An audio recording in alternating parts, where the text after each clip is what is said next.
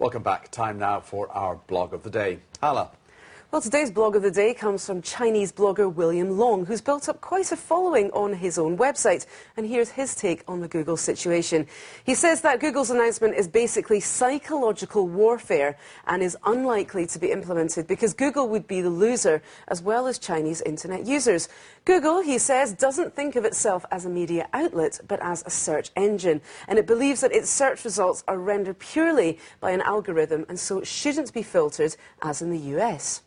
But Long says that because of the Chinese government's much-trumpeted anti-pornography campaign, Google couldn't cope with the situation and had to change its strategy in China.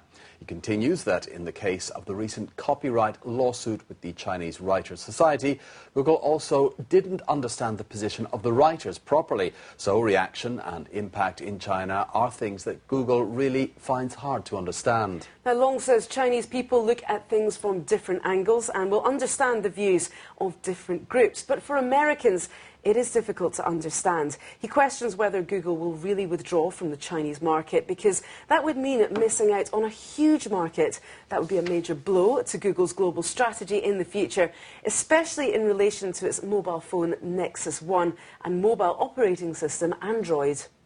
And he says that China and the United States have always been strategic rivals, but at the same time partners in many areas. Google must realise that people in China and the United States don't think in exactly the same way, so they must find more channels to exchange viewpoints. Quitting China, he concludes, is not an attractive option for Google. Now, there are a number of comments on that blog.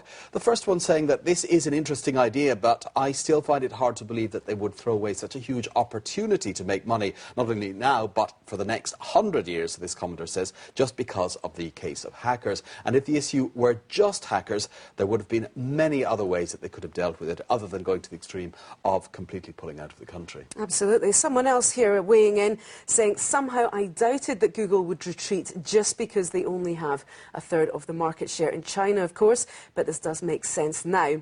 In the end, international corporations still abide by politics. And one final comment saying, but I support Google leaving, and then we will simply use google.com instead of google.cn. Well, stay with us. BON News continues with Straight from the Street coming up next.